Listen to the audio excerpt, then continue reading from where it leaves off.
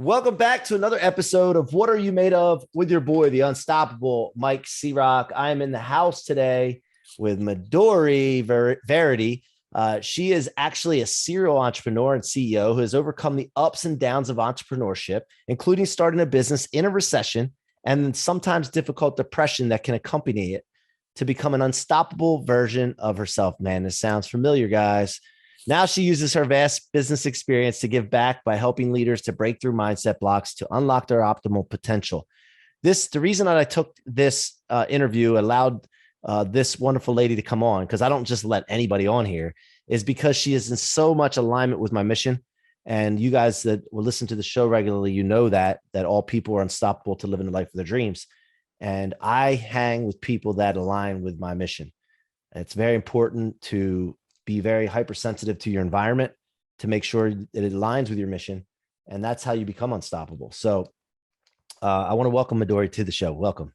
Yeah, thanks for having me, Mike. And I love the reason why you had me on. That was a good reason. Yeah, thank you. Well, I start the show the same way every time, Midori. This question right here: what are you made of? Yeah, I would have to say passion and perseverance.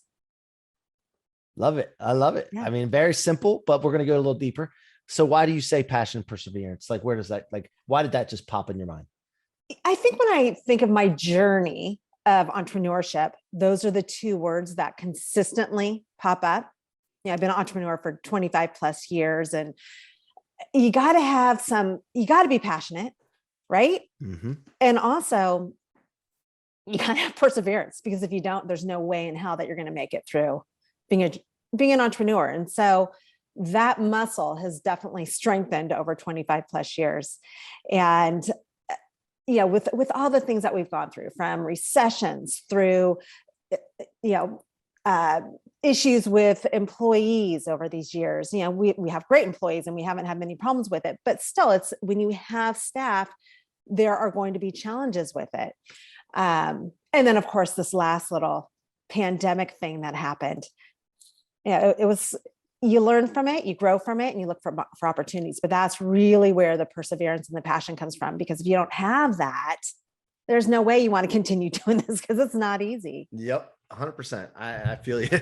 I have probably 7 businesses now. I think we're jamming on that, and maybe even more. I may have forgotten about a couple, but what kind of businesses do you have, Midori? We started in the event business. And so you asked me before we started, where am I? So we're about 2 hours north of Silicon Valley. And so that's our primary for the event division of that company. Silicon Valley is our primary clientele. And so we have that business. We also have an outdoor inflatable drive-in movie business. Wow. Yeah, that's been really cool. And then I have my latest venture, which is Fuel the Fire. And that is absolutely 100% aligned with my core values and passion and drives and motivators. And what it is I coach entrepreneurial people to get to their next level. Yeah. I love it, man. There's a lot of coaches out there. And what I'd love to hear your take on this, but a lot of coaches want to be coaches, but they don't live up to the standards that they preach. They don't practice what they preach. They don't live what they talk about and what they expect others to do or show others to do. They do a lot of talking and not a lot of question asking and not a lot of listening. And then they lead people down the wrong road so that people lose faith in coaching. Yeah. And, my mentor and coach talks about why coaching will fail you. And he talked about that earlier last year. I believe he was starting to talk about that and went into a lot of those things. And then you have apps. I'm not sure if you're familiar with Clubhouse, mm-hmm. where when Clubhouse came out, all these people started popping on there and acting like they were coaches, and they really weren't. A lot of people got burnt. So for people like you and I that have this experience, the credibility, the pedigree, it makes it more difficult for us to gain the credit, the trust of people. And, but I'd love to hear your take on that. And then how do you overcome that as far as yourself to make sure that you are like starting with yourself, right? Like, is that how you do it kind of with your standards? Yeah, 100%. One thing that I've learned over the years is you got to figure out what you're about. right? And play in that lane consistently. And from working with so many people, from hiring different subcontractors, whether it's a coach or whether it's anyone in business, that's one of those things that, oh my God, that's one of those challenges that happen, that there are so many bad players out there. And I've kind of learned to have a radar now for finding them and knowing who they are and learning to stay away. But backing up for a second. So one thing that's different about Fuel the Fire, this company came about during the pandemic. And what I saw was overnight, businesses, just especially smaller to medium-sized entrepreneurs, freaking out.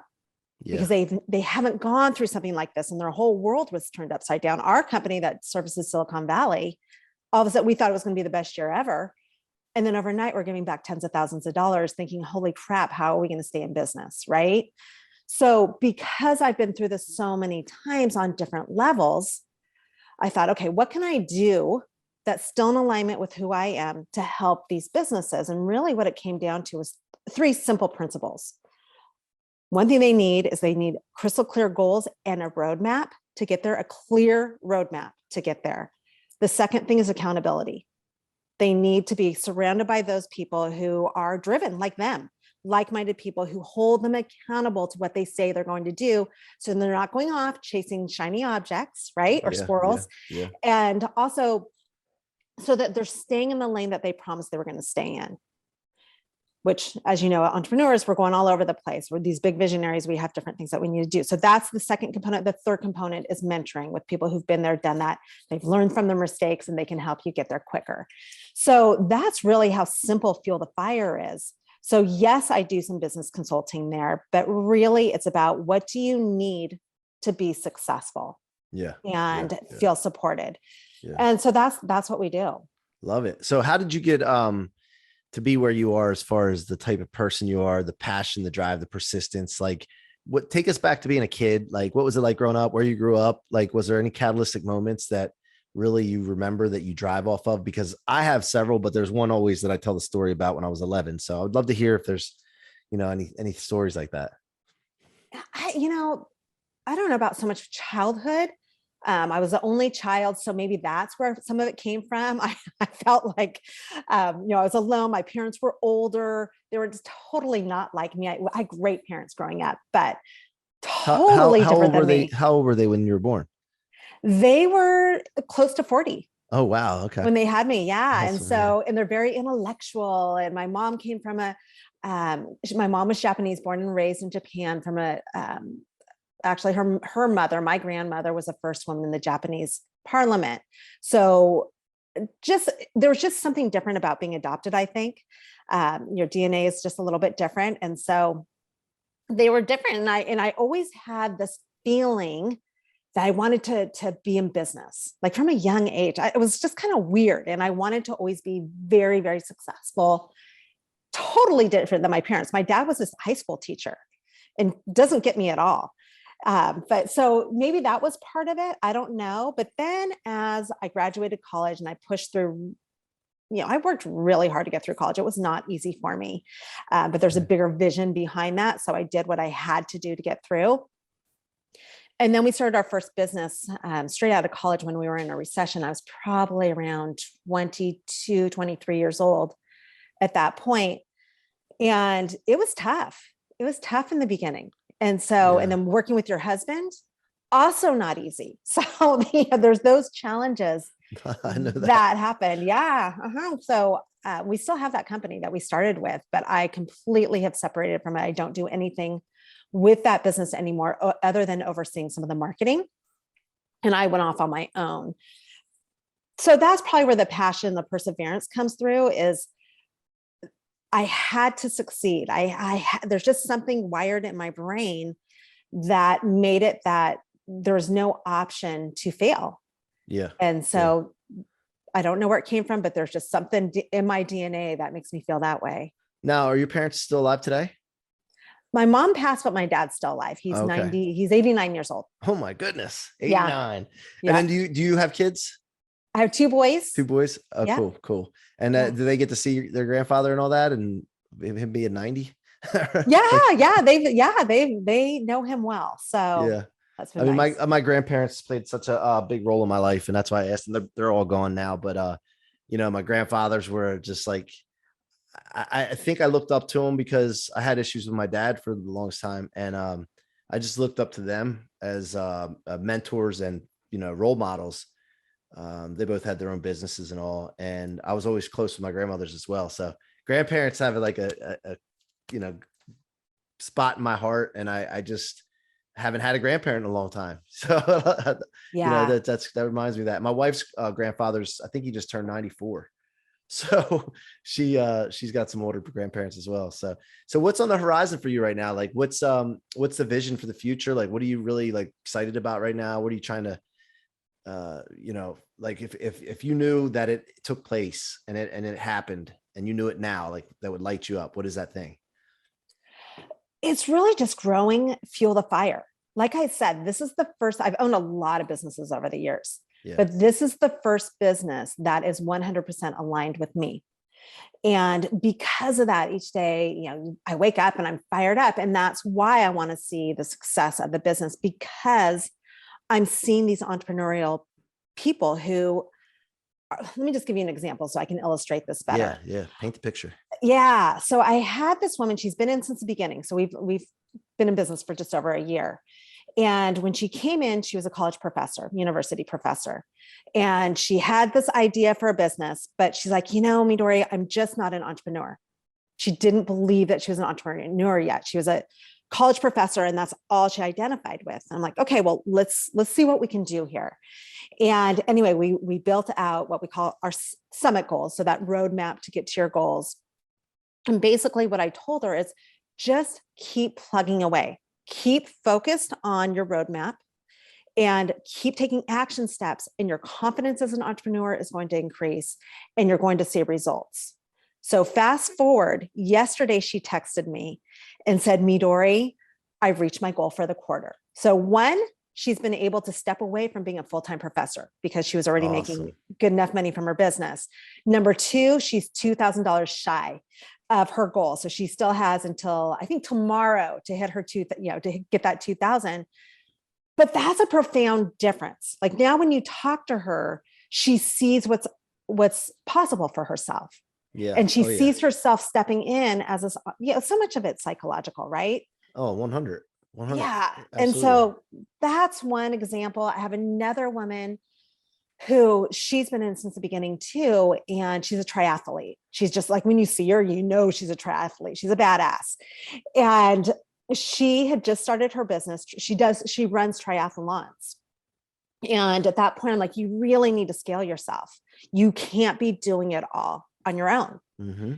And so she was plugging away at her goals, and she started getting people in place to help run her business. Yeah. So what happened was, because she's such a triathlete, she went in, she was having some problems with neurologically with her arms and some different parts of her body. Ends up, she has a ton of damage in her spinal area of her neck. Oh man. And she has to have an emergency surgery, meaning obviously it's going to take her away from running her business. But she said, because she's been part of our program and she has these systems in place, her summit goals, like the aspirational goal, the big stretchy goal, was to be able to step away as of next year. But she had to fast forward that because of the surgery. And she said it was such an easy transition. She wasn't expecting it so quickly, but she had to because of the surgery. And because she had all these systems in place, it was easy to do. So those are kind of the changes that we're making for people. And that's what I'm about. I don't have to work anymore. But this is the stuff that really gets me Were you going to say the excited. shit? Were you going to say the shit? I was. I don't know how PC okay. I need to be on the it's show. Okay. No. You can say whatever you want. You can say whatever you want on the show. Good to know. I caught it. No, so let's go switch direction a little bit and talk about like when you were starting. I guess it was maybe in a business, or when you felt like depressed, and like talk about like the feeling that you had, and then how long it lasts, what thoughts you were having, and then how did it, like, where was the turning point to get out of it? Yeah, great question. So again, going back to that first business, remember I own it with my husband, and we have much different approaches to running businesses. And although it was hard in the beginning, we were fast growth. That's when Google AdWords came out, and I was an early adopter of that, and it really worked for us. Yeah. So extremely fast growth, extremely stressful. And we didn't know what the hell we were doing because we just graduated from college. Right. And so anyway, my husband is much different and pretty intense. And it just got to the point where I hated everything about my life. And it really stemmed from the business. And I hated the business. I hated my husband. I hated every part of it down to kind of my core. Like you'd wake up or I would go to bed. I remember going to bed and my heart would be pounding and I couldn't sleep. And I remember my eyebrows would always be furrowed. Like it just had this intensity. And I didn't realize until later what was going on, but it was just this high level of anxiety that I couldn't get away. And I didn't know what to do at that point. We had our 2 boys. Well, let me stop you for a second. Did you, let's say ask this question on, when you were saying you hate the business, you hate your husband, you really hate it, but it's just like, how did you feel about yourself at that time? I hated myself. I felt like a failure. Mm-hmm. I felt like a complete failure. I felt stuck because I remember when I went to college, the reason why I was so driven was because I was so passionate about my future and what I was going to create. And I'm like, this is it. This is what I've done and I can't get out. I don't know what to do now. I'm stuck. Yeah. So anyway. Well, that just, by the way, that's being stuck in present time. And anytime we're stuck in present time, we're going to have problems. We're going to get into trouble. So as soon as we lose that focus of that future, like you're saying, that's trouble time. So we need to figure out like that. And I'll let you go because I want to hear how you got out of it, but I have a feeling it has to do with the future. So go ahead. Yeah. It's always about the future, right? You got to have that future. Yeah. So anyway, long story short, finally got sick of myself being depressed and feeling like crap. And I went to a business event and I met this guy named Doug Bench. And Doug Bench is just this bigger than life kind of guy. And I was talking to him and he talked about this thing called neuroplasticity, which if you're not familiar with that, or if the listeners aren't, it's this whole idea that your brain can constantly change and manipulate. You don't have to be who you think you are at that point. If you want to be someone different, you can, and you have the control of it. Mm-hmm. And when I heard him, as he was talking, I'm like, holy crap, I have control of all this. So if this is true, what he's saying, that means that I can change what I'm doing right now. And it just gave me enough hope that I could go home and change, right? And find a new trajectory. And so that's what it was. Yeah. Came home, I put people in place. I instituted what I learned from E-Myth as far as structures go and found a way for me to get out. And that changed everything. Yeah. Yeah. I mean, look, I'm all about that. Like, I understand that we really have the control. We just need to realize it. We just need to decide to be. And that thing is like, what happens is a lot of times, like from the past, when we were originally put on this earth, right, we're this person.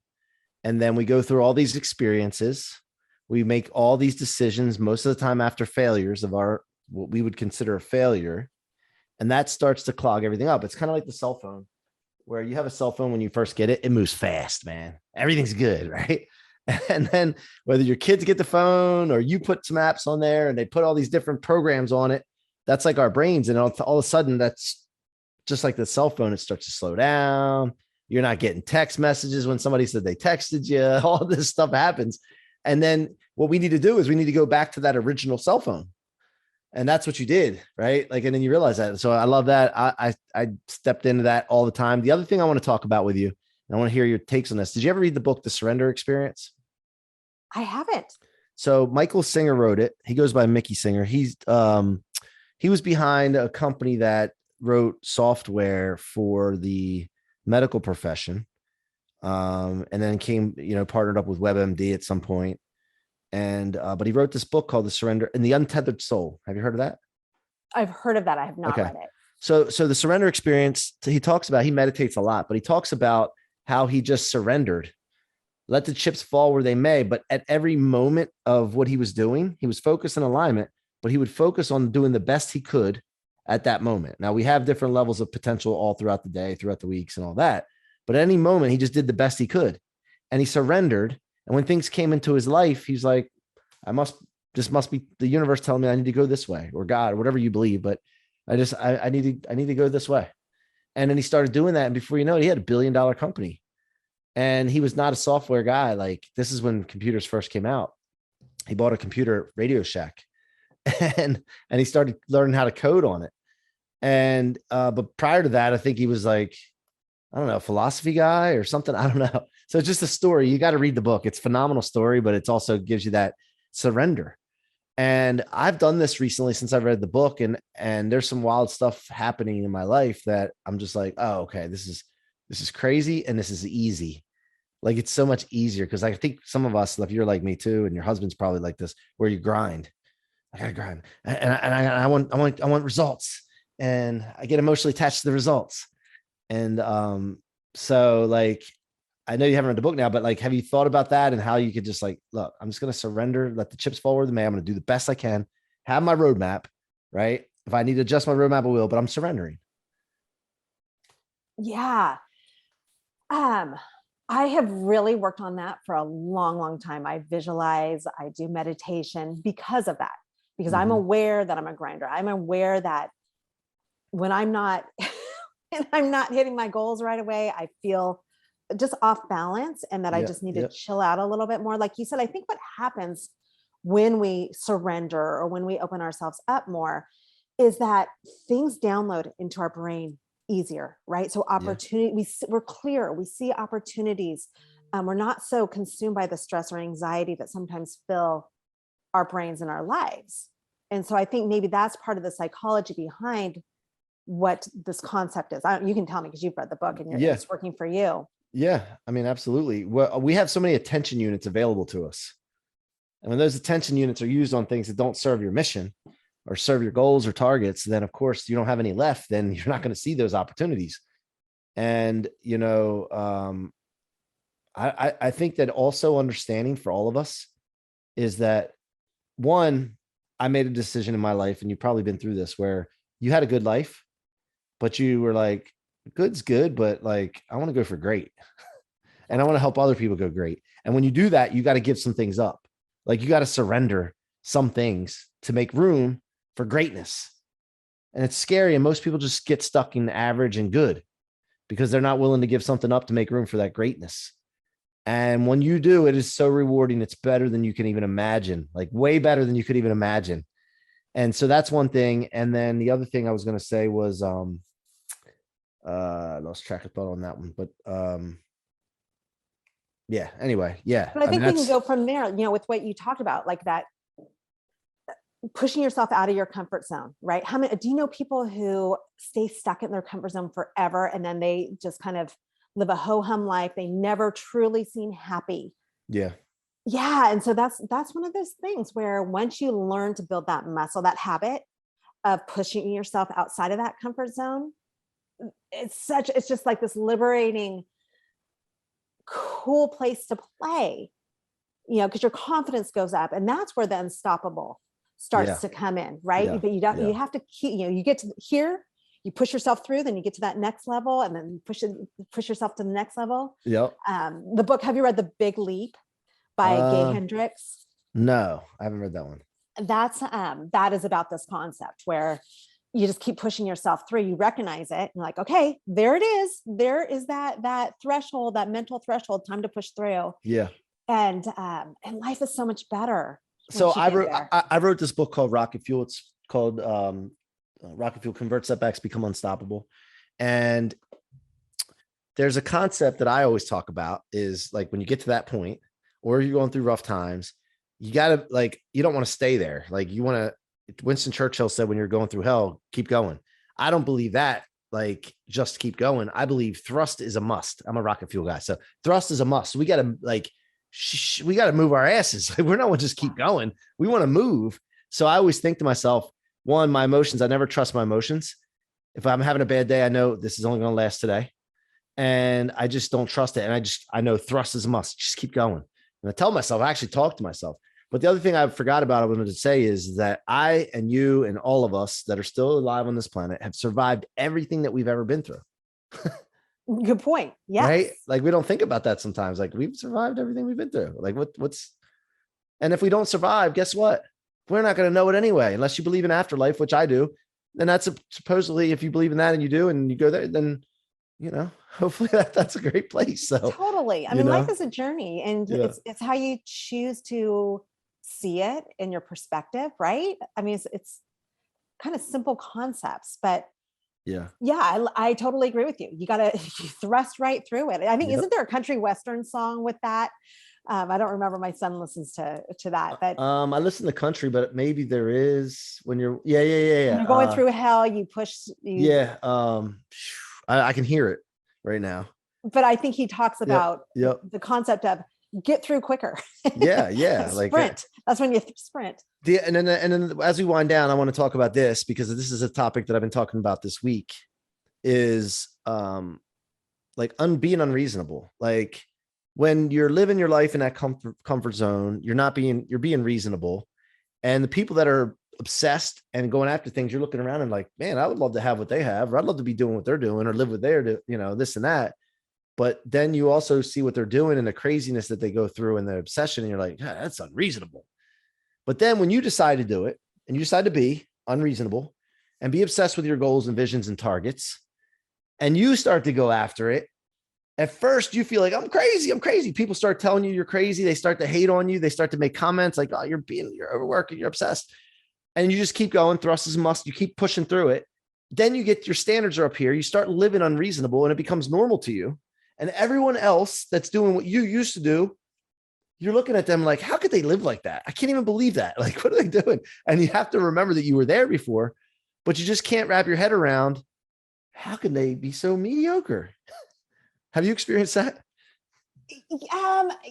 Yes. Yeah, absolutely.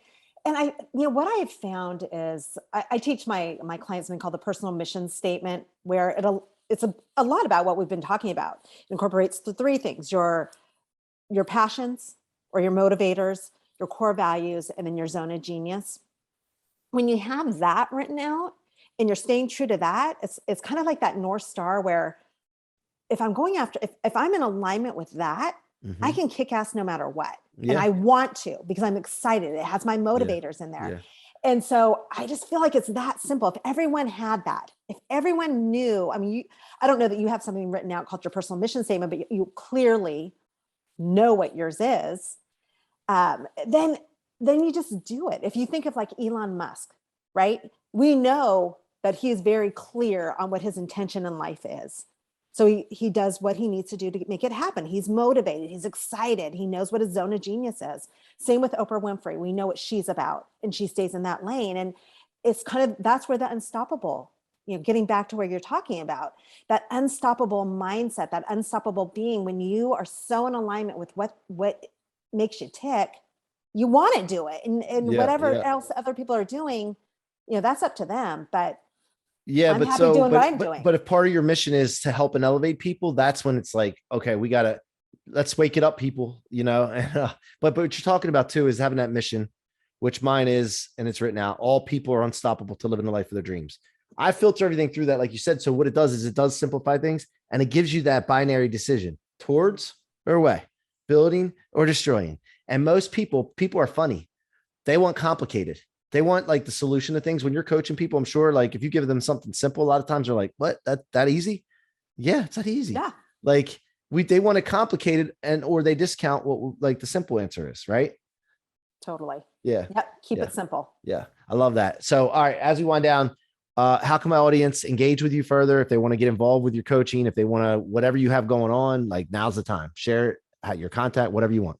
Yeah. I think getting back to what you just talked about, keeping it simple, I'd be happy to share my summit goal mapping framework, which helps just keep it simple and really focused on what your big goals are, whether it's personal or in your business. And all they have to do is just go to fuelthefiregroups.com/goals. And they can get it there. Say that again. fuelthefiregroups.com/goals. And it's the fuel 2 is TO. TO. Okay. Not the number, the letters TO. Thank you so much, Midori, for coming on the What Are You Made Of podcast today. I appreciate you. And also, if there's anything I can ever do for you, let me know. You'll see some of my stuff now that you're on this show. Like we'll be, sending you stuff to show you what we're into. I'm sure there's going to be some synergies and alignment there. And I want to be able to help you in any way I can. So thank you so much. Thanks for having me. All right, guys, you've been listening to the What Are You Made Of podcast with your boy, the unstoppable Mike C-Roc, and the unstoppable, which we found out today, Midori Verity. And listen, if you haven't subscribed to the podcast, go to your favorite podcast platform, hit subscribe, let us know what you think, rate us, comment, please. I appreciate it. It helps me out. And I'll continue to bring you great guests and content. And if you want to watch these, it's on the YouTube channel, Mike C-Roc Ciorrocco. You can check that out. If you have any other things, just reach out to me. And until next time, be unstoppable.